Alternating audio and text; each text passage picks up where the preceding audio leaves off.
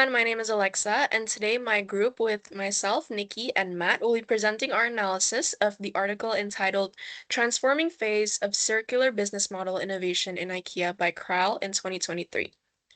Throughout this video, we will answer all the exam questions using direct quotes and evidence from the article, and I will begin with the introduction and the SWOT analysis along with the ISO standards. So first things first, let's understand the circular economy. The article explains that the circular economy is meant to replace the traditional take, make, dispose model. In paragraph 1, the article says that circular economy aims to keep products, components, and materials at their highest utility value and for long as possible. So IKEA has actually committed to becoming fully circular by 2030, integrating principles such as reparability, modularity, and recyclable materials. So this study focuses on the transforming phase of this circular business model innovation, which is about scaling circularity across the entire organization of IKEA. So the research uses the circular business ecosystem, which involves multiple actors such as suppliers, customers, policymakers, NGOs, all transforming and collaborating to enable IKEA's transformation. Now I will answer the first question, which is about the SWOT analysis. So what are the strengths? IKEA's main strength is its strong commitment to circularity. In paragraph 5, it is actually stated that IKEA's circular strategy began in 2018 with a commitment to full circularity by 2030. Another strength is its wide range of circular services, such as buyback programs and circular hubs. The article says that IKEA created physical and online platforms for secondhand furniture. And IKEA also benefits from global partnerships, especially with the Ellen MacArthur Foundation, which provides strategic guidance. But with its strengths, there's also a lot of weaknesses, which one of them includes internal resistance. In paragraph 7, it highlights that senior managers often resist due to legacy systems. Another weakness is the difficulty in scaling for local success globally. For example, the Christmas tree recycling project worked in one location but failed in another because there was a lack of facilities. So this shows how dependent the transformation is on local infrastructure. What are its opportunities and threats? For its opportunities, global interest in sustainability creates strong opportunities. The article shows that circularity opens the door to new business possibilities. Paragraph 8 actually states that circularity offers new business opportunities, but demands rethinking value creation and capture. For threats, it includes a lot. One of them is regulatory risk and cultural resistance. The article actually notes that policymakers influence circular outcomes, and misalignment can slow progress. Another threat is the resource incentive nature of circularity. Paragraph 8 explains that transforming is resource intensive and culturally challenging. So cultural resistance from employees also threatens progress.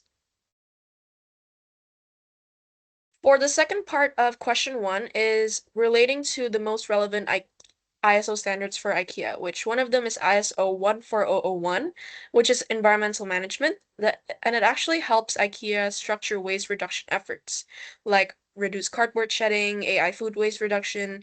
As mentioned in paragraph 5, it also supports systematic monitoring of environmental performance. There's also ISO 2400, which is sustainable procurement. And this standard is actually important because IKEA depends heavily on suppliers for material innovation. And paragraph 6 actually emphasizes suppliers as key factors who enable material innovation. And lastly, there's ISO 14040 or 14044, which is the life cycle assessment. So since IKEA evaluates the circularity of all 9,500 products in store, life cycle assessment standards help them measure impacts from raw materials to end of life. So these align with IKEA's strategy of modularity, repairability, and recyclability.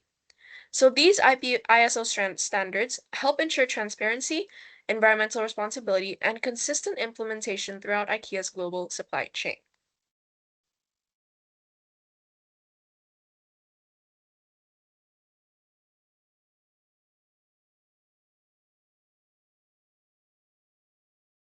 Okay, so on this slide, I'll explain the main challenges that IKEA faces when it tries to scale its circular initiatives globally.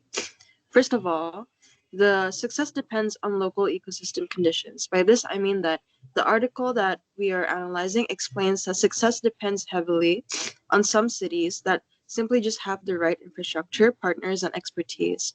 However, others don't. A clear example from the article is at the Christmas tree recycling project, which has basically worked well in one location because facilities were available, but failed in another city due to missing infrastructure.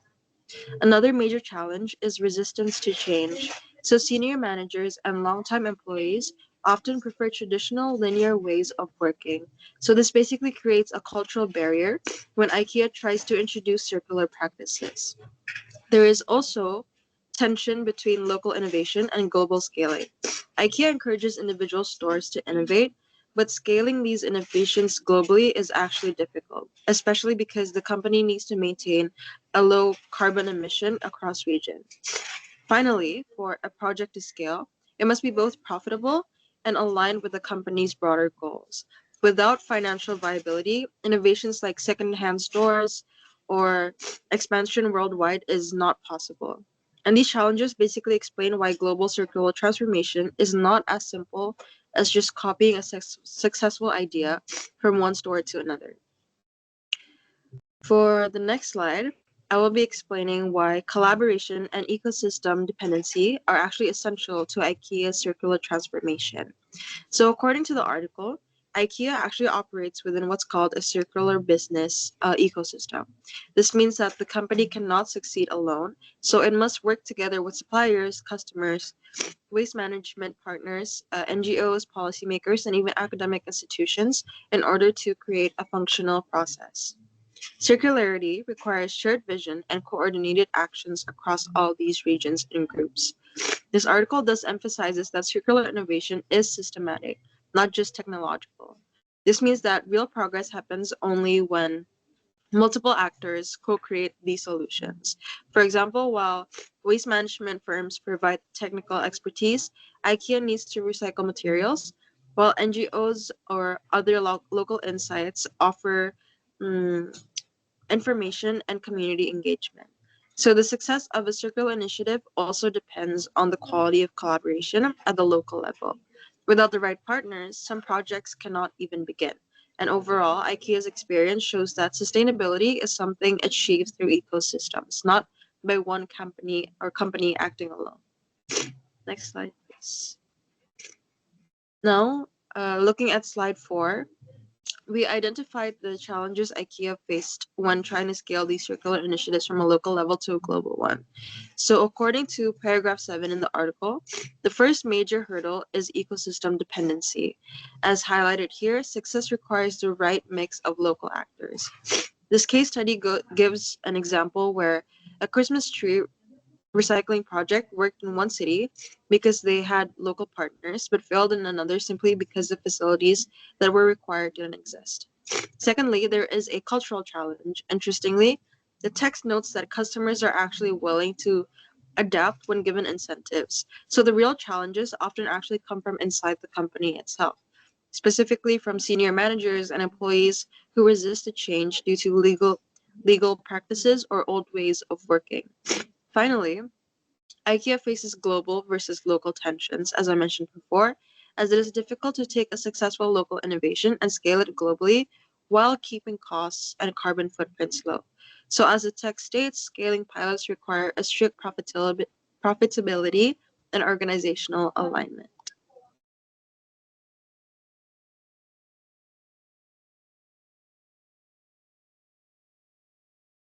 Okay, thank you, Nikki. Moving on to question 5, where we analyze how IKEA's transformation proves the importance of collaboration. According to paragraph 3 of the case study, a circular business firm acting alone, the text states that success depends on collaboration, shared vision, and co-evolution of capabilities. This is because circularity requires a network of diverse actors like suppliers, waste managers, and even policymakers working together to co-create value. Furthermore, paragraph 7 highlights a concept called ecosystem dependency. The article notes that having the right mix of local actors mix with the right infrastructure is essential. As shown in the highlighted section here, if local partners aren't present, global strategies like recycling initiatives can actually fail. This proves that collaboration isn't just as helpful, it is a requirement for sustainability. Next, please.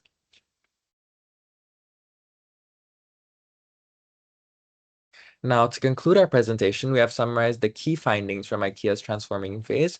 Our analysis confirms implementing a circular business model is systematic rather than purely technological. It is not just about changing a product design, it requires a massive cultural shift within the organization.